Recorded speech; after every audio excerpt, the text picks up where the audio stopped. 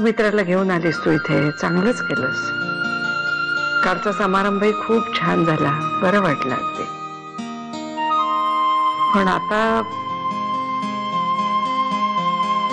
सुमिता इकडेच राहणार आहे. पण तिला उपचारांची गरज आहे. तिला काही झालं नाही आत्याबाई. मी स्वतः डॉक्टरांशी बोलली आहे आणि ते म्हणाले तिला आता सगळ्यात जास्त गरज कशाची आहे तर आपल्या आपुलकीची. मला सांग आली, तुझं एवढं भक्कम बॅकग्राऊंड असताना तू अजून राजकारणात का नाही गेली? राधा, आता तू सुद्धा माझ्या जखमीवर मीठ चोळायला लागलीस का? Hello, relax. ओके, अगं मी सहज बोलले. कूल इट यार.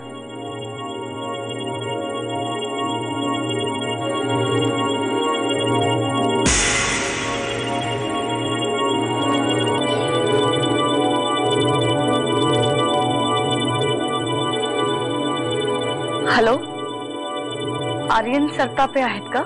साहेब, कोर्टामध्ये गेलो होतो.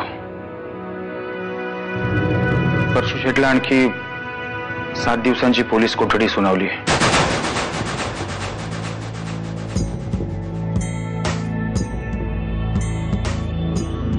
ठीक आहे, या तुम्ही.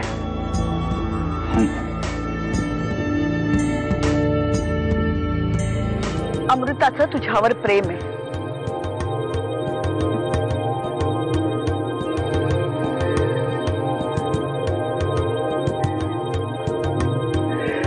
आईले बघू, तुम्हाला जर असं वाटत असेल ना की मला हे रहस्य सांगून तुम्ही खूप मोठं काम केलंय तर आय एम सॉरी, पण तुझं अमृतावर प्रेम नाही.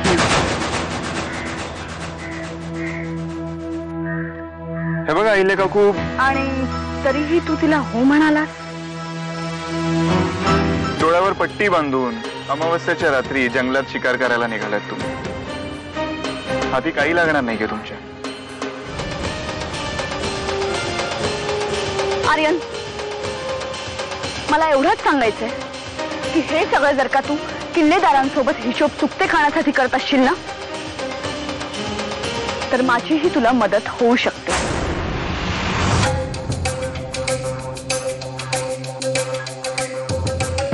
कारण मलाही काही हिशोब चुकते करायचे.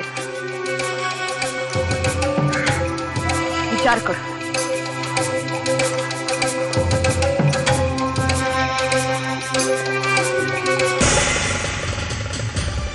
हे बघ, मी बोलले सुमित्राशी. तिची मनस्थिती नाहीये बरोबर. का?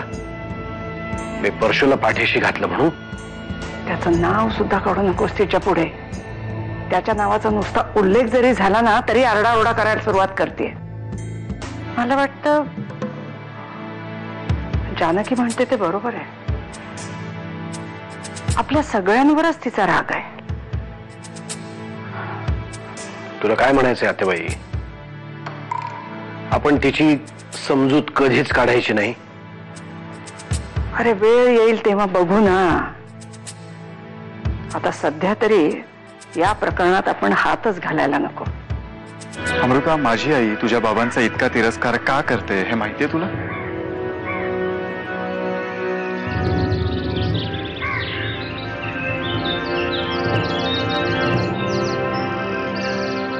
मनकवडी नाहीये.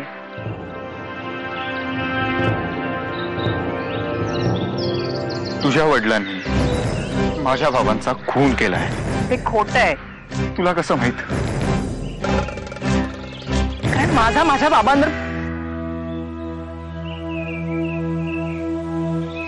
एक मिनिट. माझ्या बाबांनी विनायक काकांचा खून केलाय असं फक्त तुझ्या आईलाच वाटतंय की तुझंही तेच मत आहे?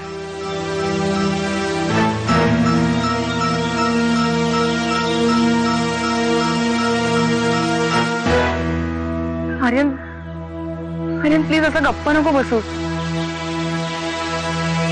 बघ, तुझ्या मनात काय चाललंय ना ते कळणं खूप गरजेचं आहे अरे माझ्यासाठी.